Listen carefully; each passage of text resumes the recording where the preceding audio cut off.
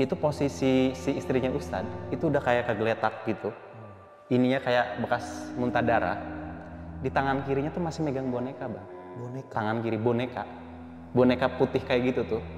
Nah, di tangan kanannya itu nggak tahu paku, nggak tahu apa ya, kayak tusuk konde sih, lebih tepatnya kayaknya ada lingkarannya gitu tuh di ininya. Waktu itu nggak sempat ngelihat ke lantai bawah kan, ternyata di lantai bawah itu ada almarhumah yang posisinya tuh udah ditutup pakai kain. Almarhumah apa nih? Almarhumah kakak saya yang meninggal dari rumah sakit ini. Jadi dia udah janji bakal ngabisin 7 turunannya dengan caranya dia. Assalamualaikum warahmatullahi wabarakatuh. Balik lagi sama gua, Badri Keclok. Terima kasih buat teman-teman yang udah klik video ini. Semoga teman-teman di rumah selalu dalam keadaan sehat walafiat, dilapang rezekinya dan dimudahkan segala urusan usahanya. Dan juga nih buat teman-teman di rumah yang punya kisah pengalaman horor, jangan disimpan aja, langsung aja kirim ke nomor WhatsApp itu tuh. Kuy, kita gibah misteri sini. Dan kali ini kita udah berhasil lagi nih buat menghadirkan salah satu narasumber yang bakal berbagi kisah pengalaman horornya. Jadi beliau sempet nih ngalamin kejadian yang bisa dibilang barbar ya. Sampai ada yang meninggal dunia. Oke, langsung kita kenalan siapa abang-abang di samping gue ini. Halo Bang.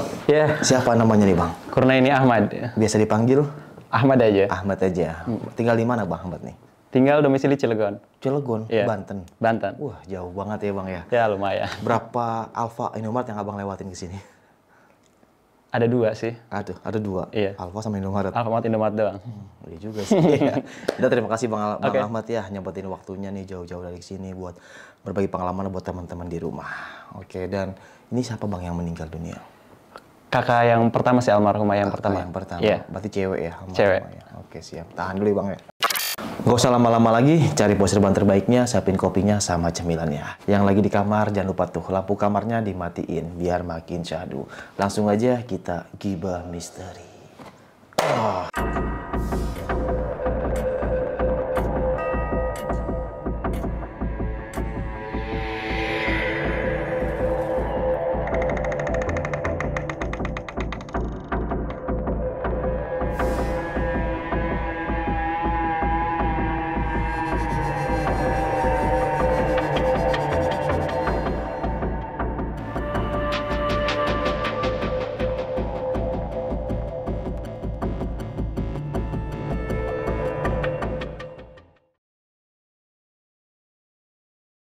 Gimana nih Bang Ahmad, kisah pengalamannya nih Bang? Kisahnya sih terjadi waktu itu pas saya kelas 2 SMP. SMP. Nah, pas kebetulan malam itu kan tepatnya lagi malam takbiran di Idul Adha. Pas malam takbir Idul Adha, ada tuh pas lagi rame-ramenya takbiran segala macam, ada tetangga dari rumah yang emang rumahnya tuh nggak jauh. Nah, ngasih tahu ke saya waktu itu, namanya Pak Samin. Ahmad pulang dulu katanya. Kayak langsung nanya, kenapa? Ini mbakmu udah pulang dari rumah sakit katanya. Nah, setelah kayak gitu tuh ditimpalin lagi kan, kayak masih penasaran lah gitu tuh. Emang mbak udah sembuh katanya. Udah katanya, udah nggak sakit lagi, pokoknya pulang lah sekarang ke rumah. Nah, Emang Mbak ini kenapa Mbak? Mbak ini saat itu kan masih SMA kelas 2 ya. Nah, jadi Mbak itu pulang dari pesantren awalnya kena penyakit tipes. Nah, setelah ditelusuri ternyata ada penyakit yang di luar itu. Dalam artian non medis. Udah malam itu tuh jalanlah pulang tuh dari musola itu ke rumah kan. Nah, kebetulan jarak rumah juga dari musola tuh nggak jauh, sekitar 30 meteran lah. Nah, pas udah jalan pelan-pelan, ternyata di depan rumah tuh udah rame orang Bang. Yang paling kagetnya lagi itu posisi rumah itu kan deket jalan. Itu udah ada ambulan di jalan itu, masih ambulannya ada. Awalnya tuh masih nyoba mikir positif lah gitu, karena ya mungkin ambulan ini yang nganterin Mbak untuk pulang ke rumah gitu. Ternyata pas masuk ke dalam rumah itu, di ruang tamu itu orang-orang pada nangis Bang. Waktu itu nggak sempat ngelihat ke lantai bawah kan. Ternyata di lantai bawah itu ada almarhumah yang posisinya tuh udah ditutup pakai kain. Almarhumah apa nih? Almarhumah kakak saya yang meninggal dari rumah sakit ini. Mbak ini? Mbak ini meninggal. Nah, ternyata bapak ini nih ngomong kayak gitu tuh biar cepet pulang aja gitu tuh. Jadi nggak mau ngasih tahu kejadian yang sebenarnya. Tapi aslinya Mbak meninggal. Padahal aslinya setelah datang ke situ tuh meninggal. Innalillahi. Mbak itu. Posisi udah kayak gitu, ibu kan habis baru ngelahirin. Nah, baru ngelahirin beberapa hari lah, baru sekitar 7 harian adik saya yang ini nih, yang bungsu nih. Jadi sebenarnya kita tuh 5 bersaudara, Bang. Sama mbak saya 3, sama saya yang keempat. Nah, sama adik saya ini nih. Waktu itu kan masih belum lahiran lagi ya. Jadi adik saya yang ini nih, yang lahir ini baru 7 hari. Nah, awalnya sih kayak bapak juga udah kayak mencoba ikhlas lah gitu tuh atas meninggalnya almarhumah, udah kayak tenang gitu tuh. Tapi bapak itu nangis-nangisnya gara-gara ada satu yang masih saudara lah datang ke rumah. Itu pas datang ke rumah itu kan mau ngelihat untuk yang terakhir inilah wajah almarhumah ini. Itu di situ ibu spontan ngomong kayak gini sambil gendong bayi yang belum dikasih nama, Bang. Masih baru sekitar 7 hari. Itu ngomong, "Ya Allah, jangan engkau ambil anakku yang ini. Ambil aja yang ini." Sambil nunjuk yang bayi yang digendong ini, adik saya ini. Ngedenger itu, bapak ya udahlah, kayak yang tadinya mencoba untuk sabar, kayak untuk kuat lah gitu tuh. Udah di situ akhirnya bapak juga akhirnya ya jatuh lah gitu tuh, udah nggak kuat lagi ngebendung air matanya kan, sampai akhirnya bapak nangis juga di situ. Nah, setelah kejadian itu tuh ibu tuh ngerasa terpukul tuh, emang bener-bener terpukul, Bang. Ngerasa kehilangan banget ya? Iya, apalagi kan besoknya itu kan hari ini, Bang. Jadi besoknya tuh hari raya loh gitu tuh. Pas momennya tuh bener-bener momen yang harusnya momen bahagia. Pagi itu ya, di saat orang-orang lain kayak sholat id segala macam lagi seneng-senengnya. Kalau keluarga kita tuh lagi ngelingkarin mayat nih, Bang. Jadi pada masih nungguin mayat ini loh gitu. Lagi berkabung lah ya. Nah, sesudah itu juga sebenarnya yang paling terpukul sama kita ya gitu, kayak sebagai anak-anaknya, itu karena ibu selalu ngulang-ulang kata yang sama. Jadi jangan pernah ambil anakku yang ini gitu, anak yang ini aja gitu yang baru lahir. Belum lagi kan maksudnya gini, namanya kan almarhumah Mbak Yumna ya. Jadi Mbak Yumna ini kan dia orang yang berprestasi, Bang. Di sekolah, di pesantrennya tuh emang prestasinya banyak. Mungkin itu poin plus yang bikin ibu tuh sampai segitunya ketika meninggal almarhumah itu. Ya, semoga tenang di sana ya, Bang. Ya. Amin, amin. Setelah, udahlah singkat cerita tuh akhirnya almarhumah dikuburin lah gitu tuh. Setelah itu barulah hari-hari kita nih yang jadi taruhannya ternyata. Rumah tuh bener-bener nggak kurus, Bang. Jadi ibu tuh udah bener-bener depresi, kurang lebih setahun itu ya. Bener-bener depresi, udah kayak nggak masak, terus nyuci baju segala macem, sampai akhirnya dialih lah peran ibu nih sama kakak yang kedua. Kayak padahal waktu itu mbak saya yang kedua tuh masih terlalu muda lah, Bang, untuk ngurusin kita semua gitu. Kayak bapak juga harus diurusin kan, karena ibu emang bener-bener nggak bisa apa-apa sama sekali, masih tetap meratapi kehilangannya gitu. Barulah setelah kejadian itu tuh hampir setahun ibu ngalamin kayak gitu, ini, Bang, kita udah normal lagi nih, hangat lagi, kumpul lagi segala macam, udah kayak keluarga normal lainnya lah. Udah kayak ibu udah mulai masak, kayak udah segala macam. Itu baru beberapa bulan dari kejadian ibu normal itu, ada satu kejadian. Itu tuh pas malam, kita tuh sekeluarga ngedenger ledakan, Bang. Jam 2 atau jam 3 malam, dini hari itu. Ngedengar suara ledakan kenceng banget. Tapi yang bikin kita kaget itu, bukan masalah suara ledakan di atas rumahnya, Bang. Pas suara ledakan itu diiringi sama ibu yang benar-benar teriak histeris, Bang. Jadi kayak teriak, gitu tuh. Kayak benar-benar, kayak ada sesuatu yang emang kayak dirasain sama ibu. Jadi pas suara ledakan, ibu teriak? Nah, suara ledakan itu beriringannya sama, Bang. Oh, barengan. Jadi barengan, pas ledakan sama teriakan itu sama.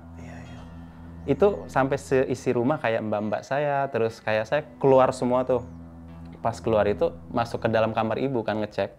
Nah, pas kita masuk ke kamar itu kan posisinya bapak lagi meluk ibu tuh. Dan pas meluk itu kan kayak bapak lagi nenangin tuh, "Kamu kenapa?" gitu. Ibu tuh cuma nunjuk-nunjuk, "Di atas, Tam, di atas," katanya. "Ya di atas ada apa?" katanya.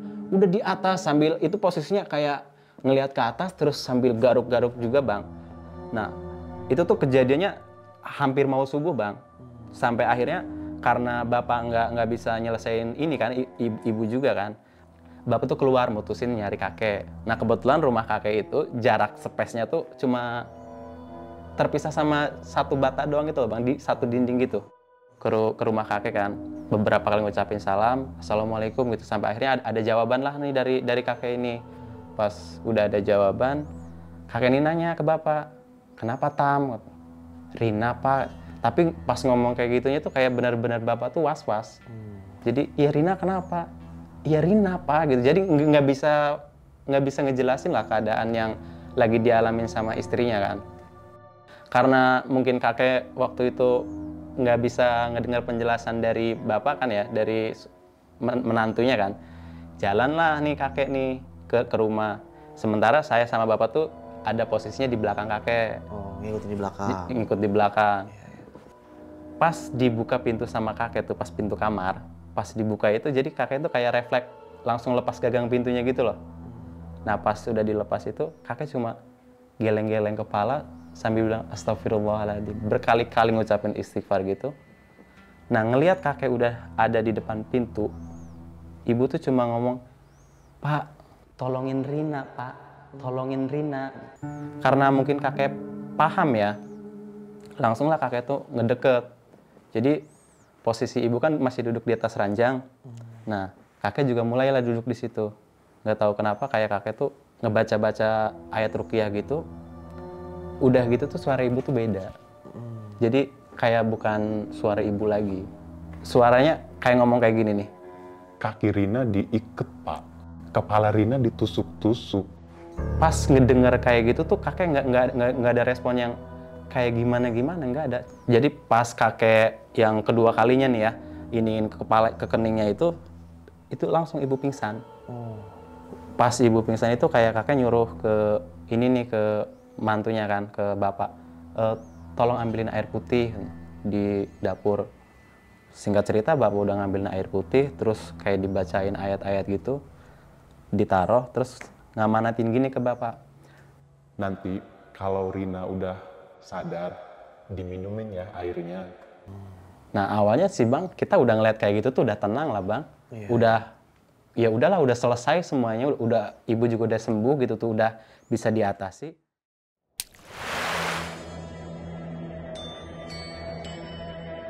Pas besok paginya nih, pas nyapu halaman nih anak-anak ibu yang kedua nih yang perempuan, Mbak Yuni namanya.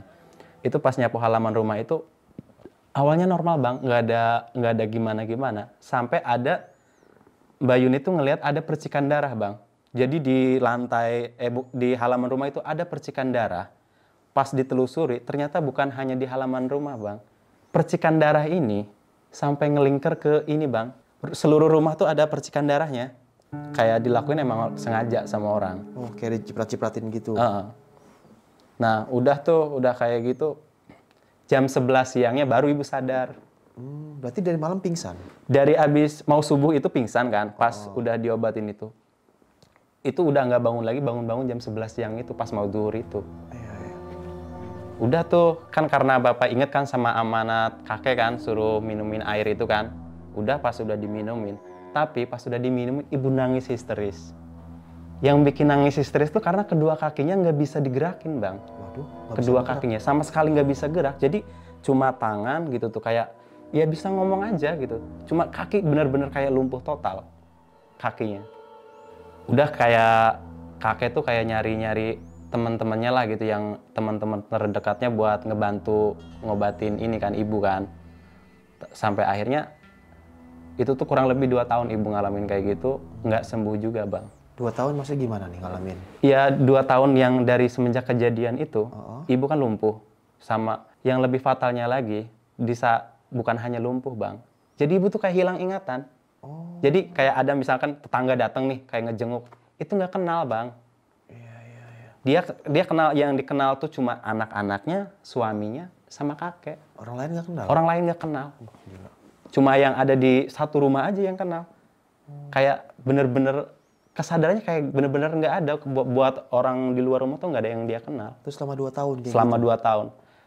Ya selama 2 tahun juga dari pihak keluarga kita tuh bukan cuma diem aja gitu, kita udah nyari juga kayak ustadz-ustadz yang ngerti lah di hal kayak gitu, kiai-kiai, udah kita iniin, tapi ya mungkin karena belum waktunya ya. Tapi sempat dibawa ke medis Bang? Kalau dibawa ke medis belum sih Bang. Oh, belum. Sebenarnya kenapa sih nggak dibawa ke medis gitu? Karena dari gejala-gejala yang ada itu nggak masuk kategori medis, Bang. Itu sih alasannya.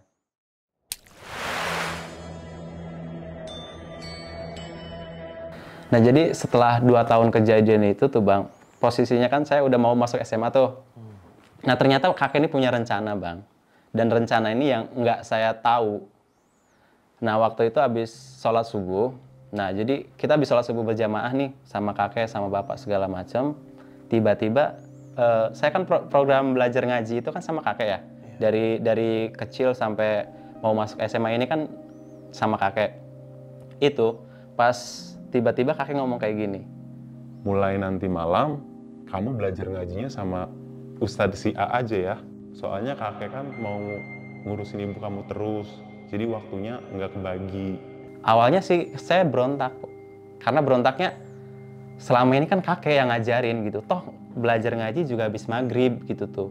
Sementara kakek biasanya kan kalau ngurusin ibu itu kan malamnya, Bang. Kayak habis sholat isya baru ke rumah gitu. Cuma kakek bilang, udahlah, ngerti aja. Nah, selain itu, tiba-tiba nyuruh juga nih ke bapak. Tan, nanti kamu datang ya ke kampung yang ada di Cilegon juga. Kampung ini cari yang namanya Kiai Dullah. Ternyata Kiai Dullah ini sahabatnya kakek waktu di pesantren. Udah kayak gitu, diamanatinya gini tuh bapak waktu itu. Nanti kalau setelah ketemu, salamin. Kakek mertua kamu minta tolong suruh datang ke rumah lah gitu. Intinya suruh datang aja gitu tuh ke rumah. Sementara itu, Bang, ya habis asarnya, itu saya diantar ke bapak tuh, suruh belajar ngaji sama si ini nih. Oh, Ustadz yang A ini. Ya, yang Ustadz si A ini. Nah, belajar ngaji lah di situ. Pertama tuh habis asar tuh dititipin dulu, Bang. Jadi nggak langsung belajar. Belajarnya kan malam ya, habis isya. Nah, dititipin dulu. Udahlah dititipin tuh. Malamnya biasa, udah pas isya tuh ngaji segala macam biasa. Cuma anehnya gini, Bang. Kalau saya pertama kali di situ, itu tuh perlakuan dari Ustadz si A ini beda sama saya, Bang. Bedanya? Jadi kayak orang-orang kayak murid-murid yang lain nih, belajar ngaji ya udah nunggu kayak selesai si ustadznya makan segala macam gitu. Kalau saya nggak, Bang, saya diajak makan bareng. Terus kayak cemilan snack segala, kalau saya dikasih gitu tuh, Bang. Kayak pokoknya yang saya rasa emang dibedain sih, Bang. Nah, selain itu juga kayak anak-anak seusia itu tuh kan kayak masih di tahapnya bacaan Al-Qur'an segala macam. Saya kayak udah dibelajarin hal-hal yang lain, Bang.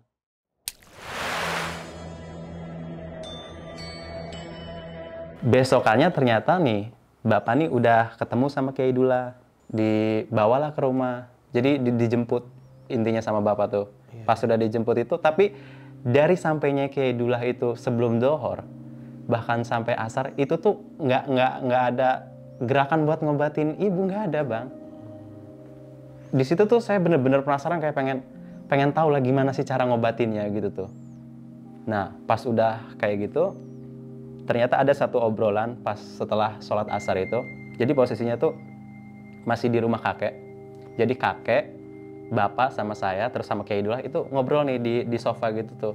Pas ngobrol gitu, Kiai Dullah tuh nanya ke kakek itu. Namanya kan Toha ya. Toha, emang penyakitnya yang gejalanya kayak gimana?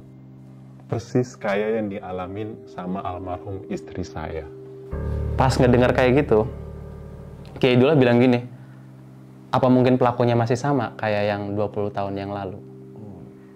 Itu tuh kayak di kepala saya ngedenger kayak gitu tuh kayak teka-teki, Bang. Ini ada apa sih gitu tuh? Bener-bener nggak tahu apa sih yang sebenarnya terjadi. Nah, udah kayak gitu, kemungkinan iya. Dan ternyata yang paling nggak saya duga gini, Bang. Ada omongan kakek yang bener Dullah. Karena dia pernah sumpahkan. Jadi pernah nih kakek ini dulu ada sumpah dari si seseorang ini, dia pengen nggak mau ngabisin 7 turunan dari kakek. Emang udah diniatin banget. Jadi pas malam itu kan awalnya kan saya pengen tahu nih cara ngobatinnya. Cuma tiba-tiba pas kayak Kiai Dullah terus kakek sama bapak udah masuk ke dalam rumah nih. Tadinya kan di rumah kakek nih. Pindahlah ke rumah kan mau ngobatin ibu. Kakek tuh malah nyuruh saya berangkat ngaji. Jadi udah kamu berangkat sana ngaji. Malam ini katanya nginep ya. Mulai malam ini intinya nginep. Jadi Kan biasanya kan nggak pernah nyuruh nginep, Bang.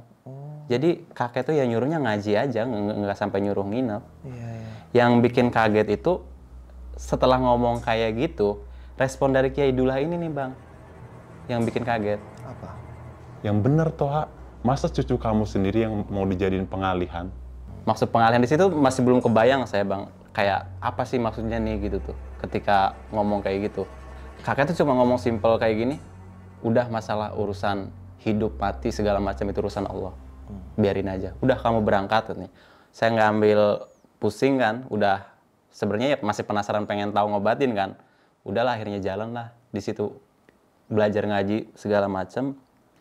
Awalnya biasa-biasa aja, Bang. Nggak ada di rumah itu nggak ada, di rumah si Ustadz ini nih nggak ada apa-apa. Oh, di rumah Ustadz A ini. Iya, di rumah si Ustadz A ini proses belajar ngaji ya biasa aja.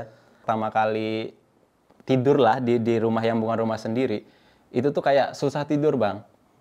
Walaupun pada akhirnya bisalah tidur, tapi kebangun lagi, Bang.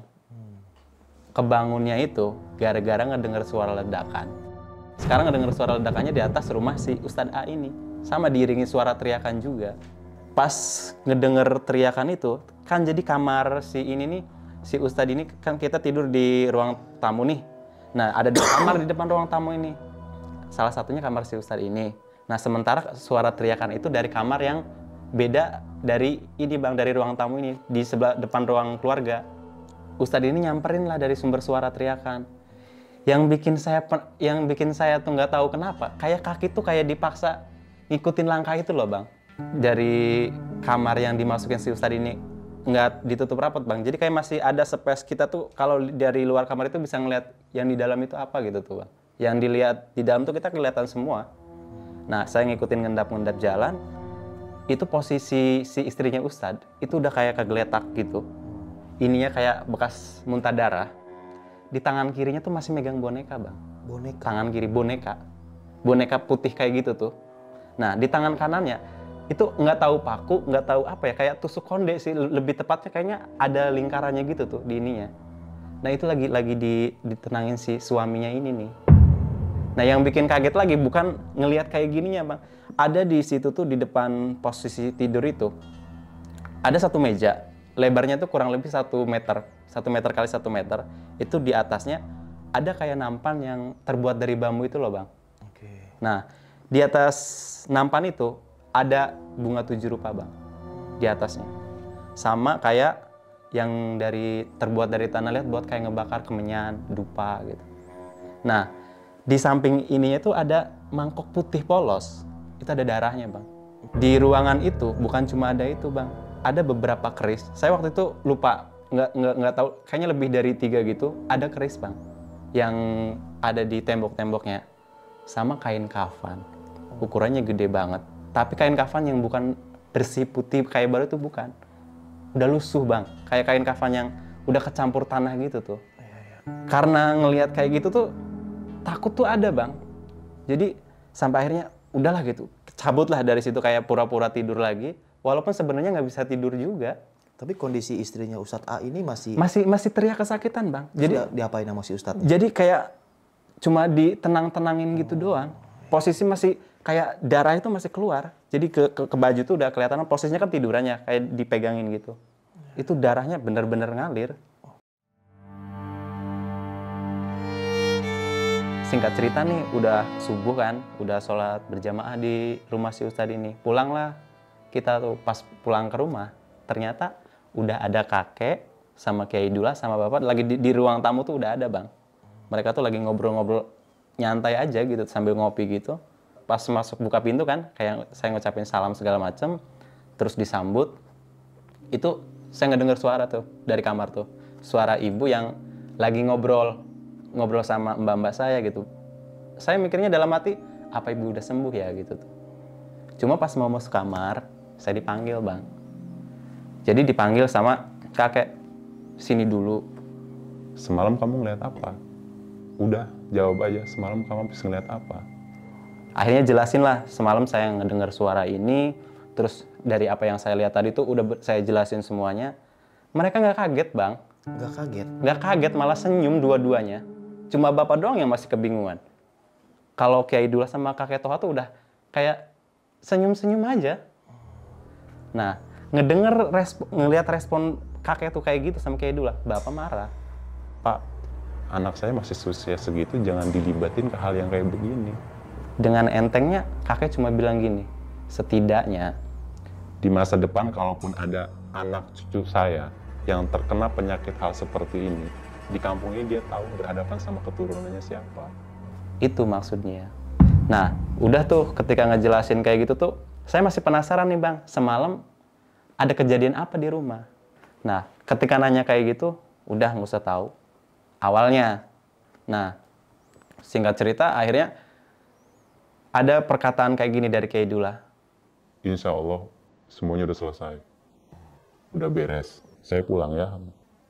Setelah Kiai Dullah ngomong kayak gitu kan, akhirnya Kiai Dullah itu dianterin pulang kan ke kampung halamannya kan sama bapak. Nah, setelah kepulangan bapak dari rumah Kiai Dullah ini, baru bapak sama kakek ngebuka. Jadi nyeritain tuh apa yang udah terjadi di malam itu yang waktu mereka ngobatin. Cerita apa tuh Bapak? Jadi ternyata pas malam itu juga ibu kan posisinya kerasukan kan. Jadi kerasukannya ini kerasukan si istrinya si Ustadz ini, si A ini. Jadi kayak sampai ngomong kayak gini, Toha, apa kamu nggak mampu ngehadapin saya sendirian sampai kamu ngedatangin Dullah ke tempat ini? diceritain kejadian malam itu tuh. Jadi pas udah kerasukan itu Bang ya, jadi udah ngomong kayak gitu, ternyata ibu akhirnya sadar tuh. Pas udah sadar itu, nah Kiai Dullah ini bagi tugas Bang. Jadi kakek Toha suruh nemenin ibu, ngejagain ibu yang posisinya masih belum stabil. Sementara bapak sama Kiai Dullah itu tuh ke ini Bang, ke halaman rumah itu. Jadi di halaman rumah tuh ada pondasi Bang ya. Bapak suruh ngegali pondasi itu. Awalnya kan bapak nggak percaya, mana mungkin sih ada hal-hal seperti itulah di dalam pondasi yang emang selama ini juga kayak nggak ada bekas galian, nggak ada apa Bang, normal. Pas udah digali itu ternyata Bang, itu ada Bang bungkusannya sama persis kayak yang waktu bapak mau sholat subuh ditemuin di depan pintu. Jadi bungkusannya itu pas diangkat itu ada kain kafan. Nah, kain kafan itu ada bonekanya juga Bang. Terus masih dicampuri kayak bunga 7 rupa sama pokoknya persis kayak yang pertama waktu sholat subuh itu bapak temuin itu. Nah, cuma bedanya waktu itu kan bapak itu nemuin kayak gitu tuh suruh dibakar sama kakek. Cuma kalau sama Kiai Dullah itu suruh dihanyutin ke air Bang. Nggak dibakar lagi, dihanyutin ke kali. Udah tuh setelah kejadian itu pas masuk ke dalam rumah juga besokannya tuh ibu tuh udah normal lagi. Jadi udah bisa jalan lagi gitu tuh, udah biasa lah, udah apa ya kayak hari-hari yang sebelumnya aja sebelum kena penyakit itu. Berarti yang ngerjain ini istrinya si Ustadz A ini? Istrinya Ustadz A ini. Wah gila ya. Nah awalnya makanya saya kaget ketika saya disuruh nginep malam itu. Dan saya masih penasaran Bang, ketika udah tahu hal kayak gitu, kakek masih nyuruh tetap nginep Bang. Ada apa lagi nih setelah ini? Itu yang saya pikirin setelah saya tahu nih apa rencananya kakek. Pas 3 malam setelah kejadian ledakan itu di rumahnya, itu orang-orang pas kita berangkat ngaji Bang, anak-anak, pada nangis histeris keluarganya. Di ruang keluarga itu udah ada satu mayat, posisinya lagi nyekek kayak gini Bang. Jadi melet gitu, nyekek kayak gini posisinya. Bau. Bahkan anak-anaknya aja yang nggak ada yang tahu lagi posisi meninggalnya kayak apa Bang. Yang meninggal siapa? Si istrinya Ustadz ini. Yang guru ngaji itu? Yang guru ngaji ini. Wah gila ya. Jadi keluarganya tuh udah bener-bener kacau Bang, udah apa ya? Karena yang dilihat jenazahnya itu posisinya juga bener-bener memilukan Bang. Jadi nyekek diri sendiri pas meninggalnya. Lidahnya tuh kayak melet gitu. Singkat cerita udah nih Bang, dikubur nih, diselesain segala macam, kayak disolatin segala macam. Yang bikin apa ya, orang-orang itu jadi tanda tanya Bang. Ada satu tragedi di pas proses pemakamannya.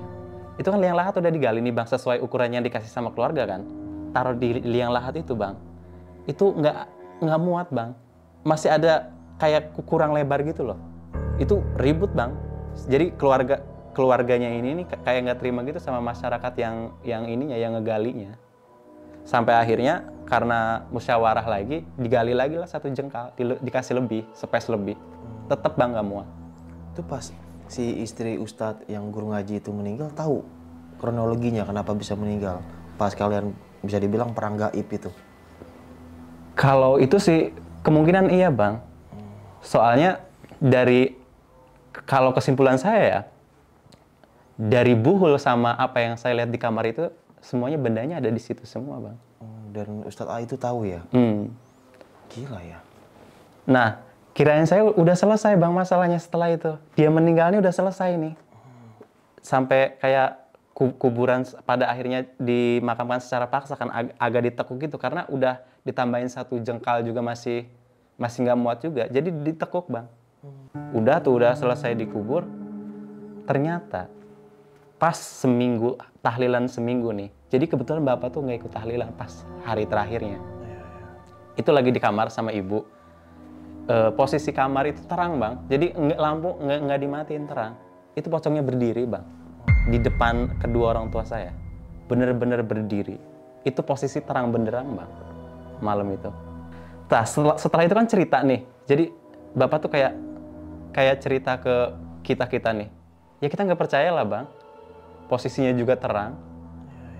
Nah, beberapa hari setelah itu, kayak kakak perempuan saya kayak habis main nih dari rumah temannya, pulang malam.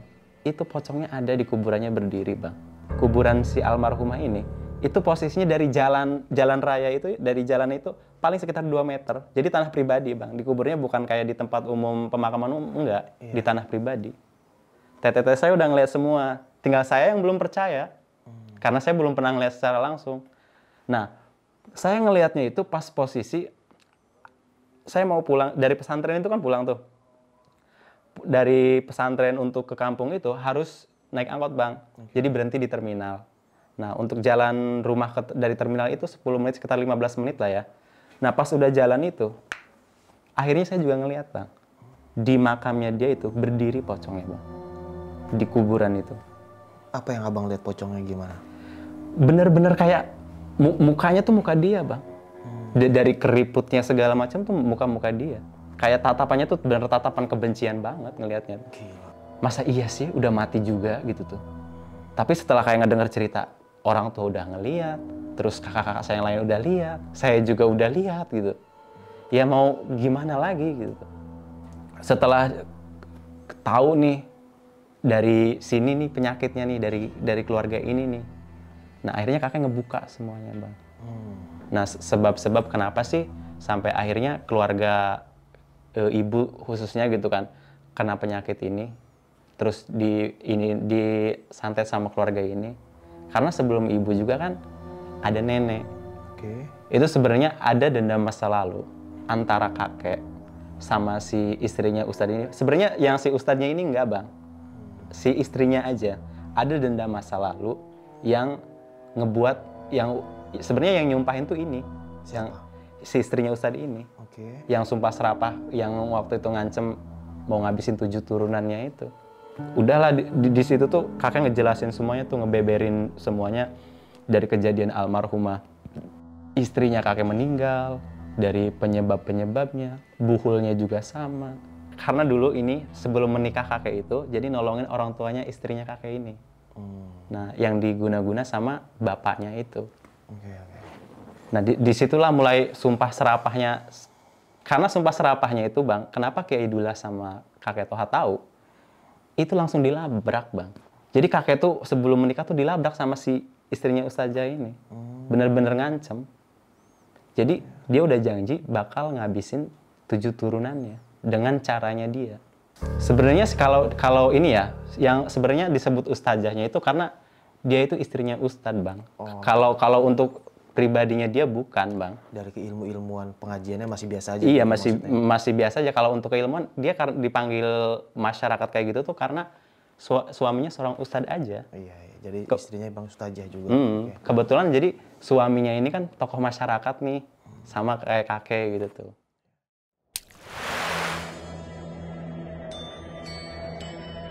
Setelah kejadian ini nih Bang ya, anggaplah kita udah tutup buku lah, udah selesai gitu. Udah nganggap nggak bakalan ada masalah-masalah hal kayak gini lagi. Terus Alasannya sih karena udah meninggal juga kan.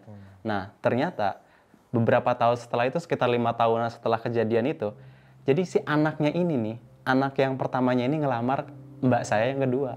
Kakak saya yang kedua ini dilamar lah. Anaknya siapa nih? Anaknya si Ustadz ini, yang si almarhumah itu ngelamar ceritanya. Nah, pas dilamar itu ditolak lah, Bang. Sebenarnya kalau menurut saya masuk akal nolaknya, bukan tentang karena dia ustadz atau apa, Bang. Jadi orangnya nggak mau berproses gitu tuh, Bang. Lebih ke sana sih alasannya. Jadi bukan ke masalah ekonomi ataupun masalah intelektualitas, enggak. Lebih alasan Mbak waktu itu nolaknya karena orangnya nggak mau proses, artinya malas lah gitu tuh. Tiba-tiba langsung ngelamar aja gitu tuh. Jadi Mbak udah intinya nolak tuh. Nah, setelah kejadian itu ternyata berlanjut, Bang. Jadi dari turunan ini berlanjut, Bang. Awalnya kan kita udah selesai nih, orangnya juga udah sama-sama, kakek udah nggak ada, dia juga nggak ada kan. Nah, ternyata ini masih berlaku, Bang. Nih, maksudnya kakek nggak ada nih, udah meninggal? Udah meninggal. Oh. Jadi kakek tuh pada akhirnya meninggal gitu. Terus si ustadznya juga udah meninggal. Jadi kita udah sama-sama nggak punya orang tua lah. Sama-sama nggak punya kakek nenek lah. Jadi selama 5 tahun ini kakek meninggal gitu. Mungkin setelah 2 tahun atau 3 tahun gitu meninggal. Meninggal. Nah, singkat cerita setelah itu tuh kan jadi lamarannya itu intinya ditolak. Nah, pas ditolak itu, Bang, kita nggak mikir yang macem-macem kan. Sampai akhirnya mbak saya ini dilamar sama orang lain, Bang. Calon suaminya ya walaupun bukan orang kaya juga istilahnya mau berproses gitu tuh, Bang. Mau kerja apa aja, mau berusaha bertanggung jawab. Di situ poin plusnya gitu tuh. Udah akhirnya nikah, Bang. Nah, pas nikah itu singkat cerita hamil lah nih mbak nih. Pas hamil itu mau ngelahirin, Bang, 3 hari 3 malam. Janinnya nggak keluar-keluar. Itu sempat mau dibawa ke rumah sakit, Bang. Diangkat 6 orang nggak kuat, Bang. Diangkat 6 orang laki-laki nggak ada yang kuat. Padahal secara postur ya, Mbak itu tingginya 150-an lah. Bukan posisi orang yang gemuk juga. Itu setelah kayak gitu tuh akhirnya kita ngambil inilah dari pihak kesehatan kan, kayak diinfus segala macam. Pas anak itu baru lahir, Bang. Akhirnya singkat cerita ngelahirin, itu ada ular terbang, Bang. Tiba-tiba udah di dalam rumah, posisinya terbang kayak nyerang kakak ipar saya itu, yang jadi suaminya Mbak ini. Alhamdulillahnya tuh, jadi nggak kena. Posisi kan kakak itu tidurnya di atas kursi ya. Pas tidur di atas kursi itu, pas mau nyerang itu, jadi alhamdulillahnya kayak nabrak ke tembok. Itu Mbak lahirannya di mana? Di rumah. Oh, di rumah. Pada akhirnya nggak bisa dibawa ke rumah sakit. Terus yang ngeliat sosok ular itu siapa? Kita semua ngelihat, Bang. Orang lagi rame ya. Sampai akhirnya ular itu dibunuh, Bang. Dan yang paling aneh ya, di rumah kan kalau misalkan secara akal, Bang ya, secara logika, itu plafon itu kan nggak ada ruang, Bang. Itu tiba-tiba masuk kayak terbang aja gitu tuh, nyamber aja ke kakak ipar saya itu. Nah, udahlah karena was-was kan ya, kayak kondisi udah was-was, terus banyak orang juga dibunuh lah ular ini, Bang. Sampai dibakar juga. Dikira kita udah selesai, Bang, ular itu. Ternyata pas di kamar posisi lahiran itu ada satu ular, Bang. Mungkin sekitar beberapa senti gitu, nggak gede. Itu nggak ada kepalanya, nempel di pintu bagian belakang itu, Bang. Itu berdiri, Bang, ularnya. Sampai akhirnya diambil lah nih ularnya. Segede mana ularnya, Bang? Paling panjangnya segini, cuma gedenya segini paling, Bang. Tapi nggak ada kepala. Itu ular nggak ada kepalanya. Hitam polos. Dibawa sama kayak ustadz gitulah yang waktu itu ngobatin ini. Akhirnya itu selesai. Pas ininya yang kepergok, Bang. Jadi pas dia ingin darah ke rumah, apa muterin darah ke rumah itu, dia kepergok di situ, Bang. Jadi pas kakak ipar saya keluar, ngelihat dia ada di depan rumah. Pas dicek di center-centerin ternyata darah, Bang. Orang itu lagi nganuin darah? Lagi nganuin darah. Siapa dia? Yang anaknya yang ngelamar ini, yang ditolak itu. Jadi si anaknya ini masih keturunan si almarhum itu. Yang ditolak itu. Itu udah ada darah di ininya. Dia lagi ngitarin darah. Makanya kalau ternyata apa ya? Ini nih kirain udah berakhir ketika meninggal, ternyata masih berlanjut, Bang. Sampai sekarang makanya kayak masih misteri sih. Kayak masih pertanyaan, apakah ini akan terjadi sama cucu saya nanti atau gimana gitu tuh. Soalnya ketika orang tuanya udah meninggal aja masih berlanjut, Bang. Nah terus, Bang, kalau untuk kondisi ibu pada waktu itu setelah diobatin gitu kan 5 tahun? Itu ibu benar-benar normal? Normal, Bang. Nggak ada gangguan apa lagi? Nggak ada gitu? gangguan lagi. Mungkin kayak kesurupan kah atau apa gitu? Nggak ada. Nggak ada. Dan sekarang sampai Bang Ahmad duduk sini, ibu masih hidup? Masih hidup, alhamdulillah. Alhamdulillah masih hidup. Alhamdulillah masih hidup. Alhamdulillah masih ada. Sehat-sehat ya Bu ya. Nah nih Bang, kan kakak abang yang pertama nih, yang mbak yang pertama itu ya, yang meninggal waktu masih sekolah ya. Iya. Kan dia bilang, abang bilang kan dia punya penyakit medis dan non medis. Nah dari medisnya itu apa penyakitnya Bang? Kalau dari medis itu tipes, Bang. Tipes. Kalau untuk non medisnya apa gangguannya? Kalau non medisnya itu gejalanya banyak, Bang. Jadi kayak kadang suka ketawa-ketawa sendiri gitu tuh. Jadi kayak enggak bukan sebelum di rumah doang ya. Ketika dibawa di rumah sakit juga sama, Bang. Jadi kayak apa ya? Kayak persis sama yang dialami ibu, cuma bedanya nggak ngalamin lumpuh gitu. Cuma kayak di pengingat yang ini, Bang. Ingat-ingatannya gitu ya. Yang di pengingat, padahal kan secara penyakit kan tipes ya. Oke. Gitu Nah ini kan agak sedikit apa ya, bisa dibilang unik atau di luar pikiran ya. Abang ngaji sama Ustadz A, yang notabene disuruh sama kakek. Nah tapi ternyata istrinya dia yang ngerjain ibu. Dan bisa dibilang pernah selek lah sama kakek ya kan. Itu kakek tahu. Maksudnya kok abang apa disengaja udah ngaji di sana? Atau gimana gitu? Setelah kakek cerita sih itu sengaja. Sengaja? Jadi sebenarnya saya disuruh waktu itu tuh cuma kayak buat pengalihan fokus dia aja gitu tuh. Jadi karena di rumah dia itu ada saya darah dagingnya orang-orang yang lagi dikerjain sama dia. Maksud kakek itu sebenarnya ke sana. Terus yang kedua sebenarnya tujuan kakek itu biar saya gitu tuh sama keturunan saya juga tahu kalau hal seperti ini, penyakit yang seperti ini kejadian, ciri-cirinya segala macam kayak begini. Saya tuh udah tahu harus lagi berhadapan sama keluarga yang mana nih di kampung itu. Tujuannya itu sih sebenarnya. Nah terus pas abang waktu ngaji di tempat kan perlakuan agak beda ya, dimakan bareng. Tapi dari istrinya itu ke Bang Ahmad gimana? Sayang banget. Sayang banget, hangat banget hubungannya. Kayak makan diambilin tuh, kayak bener-bener dia nggak anak sendiri lah. Lah kok gitu ya? Itu yang nggak habis pikir tuh, kok bisa kayak gitu tuh. Terus pas setelah kakek meninggal, Ustadz juga meninggal ya, istrinya juga meninggal, itu hubungan kalian antara keluarga itu gimana Bang waktu itu? Apa udah adem aja atau udah masing-masing atau gimana? Nah kalau dari ibu ya, itu kalau dari ibu tuh udah masing-masing. Tapi rencana mereka tuh ngedeketinnya bukan di ibu, kayak di adenya ibu sama kakaknya ibu. Jadi anak-anak mereka tuh lebih dekat ke keluarga ini. Tapi sekarang tuh jadi ngejauhin keluarga kita. Nah terus Bang Ahmad tadi kan sempet ditampakin sama sosok almarhumah yang pocong yang katanya bentuk almarhum itu kan. Nah itu dia munculin cuma nongol doang atau ganggu atau ada pesan sesuatu gitu? Kalau setelah ngelihat itu Bang ya, yang waktu jalan lewat kuburan, setelah itu dia datang tuh posisinya bukan pocong lagi Bang. Apa? Posisinya dia sendiri bentuknya. Cuma bedanya lebih ke kayak rambutnya tuh kayak urakan banget, terus kayak matanya tuh bener-bener selain melotot gitu tuh hitam Bang. Itu muka-muka dia Bang. Jadi kayak ketika dia kalau malam datang gitu tuh, itu posisinya kayak gitu. Gila ya. Dan bisa diciriin Bang kalau dia datang. Jadi kan orang kadang nyangka rep-rep ya, kalau itu beda Bang. Jadi kalau dia datang itu kayak ada satu sekelebetan tangan yang maksa nutup mata, itu kayak berkali-kali kayak ngelawan untuk nyoba ngebuka, itu tetep Bang. Pada akhirnya kayak saya posisinya sadar, akhirnya mata itu ngebuka sendiri, kayak ngelihat sendiri, kita ngomong sendiri gitu loh. Kita kayak ngomong kayak dia aja sama dia gitu. Cuma beda penampilan. Jadi setelah kalau yang waktu jalan itu ngelihatnya pocong, sekarang tuh udah sosoknya dia yang dilihat. Terus kalau Ustadz Ahmadnya sendiri Bang, kan dia tahu istrinya itu yang ngelakuin hal itu gitu ya, yang akhirnya meninggal. Terus ke abang sempat ngaji lagi masih tempat dia? Setelah itu enggak. Oh udah nggak ngaji. Setelah tahu meninggal itu, udah kakek juga udah kayak ya udah kalau mau berhenti aja. Lebih ke pelajaran sih, kayak kakek tuh kayak lebih ngasih pelajaran sesuatu yang nggak langsung gitu tuh. Nah nih Bang, kalau Ustadz Duloh nih yang ngobatin itu ya, teman kakek ya. Iya. Itu satu angkatan umurnya berarti? Satu angkatan. Dan kalau beliau tuh udah meninggal juga atau masih hidup? Masih hidup. Masih hidup? Sampai sekarang masih hidup. Dan yang paling, kalau menurut saya aneh ya. Oke. Aneh ya. itu dari dulu saya lihat muka beliau segitu, sampai sekarang pun mukanya segitu. Dan masih masih kuat untuk jalan segala macam tuh masih kuat. Masya Allah. Terakhir lebaran kemarin datang ke rumah. Emang setiap lebaran datang ke rumah.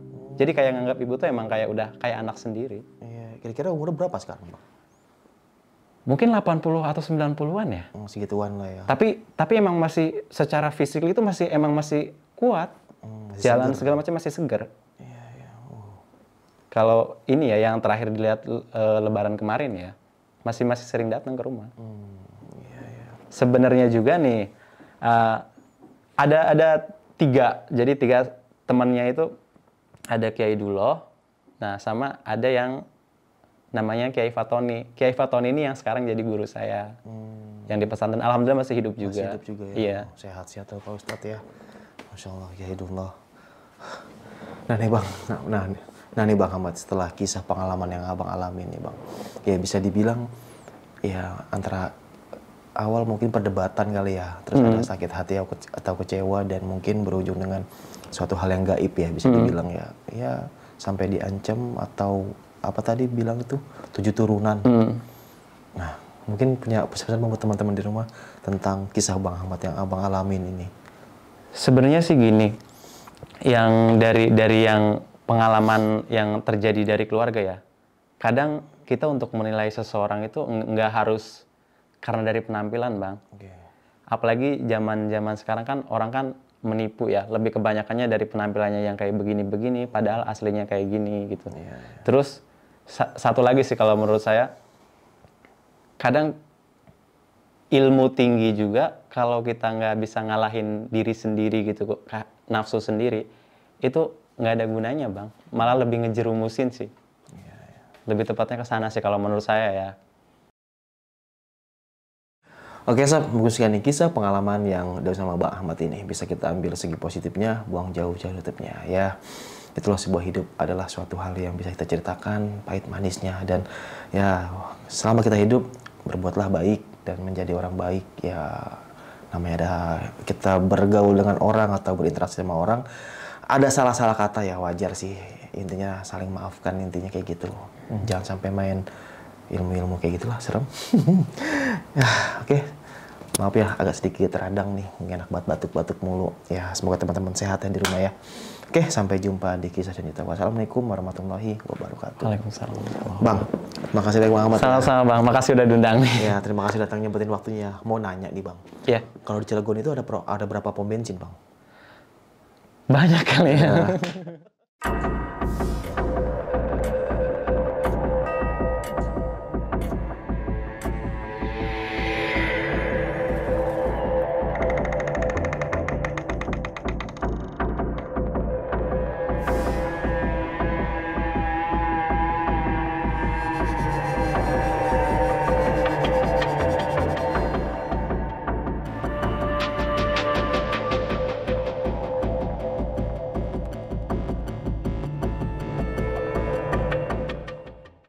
Buat kalian yang punya pengalaman horor, langsung aja chat ke nomor 0877 1671 53372.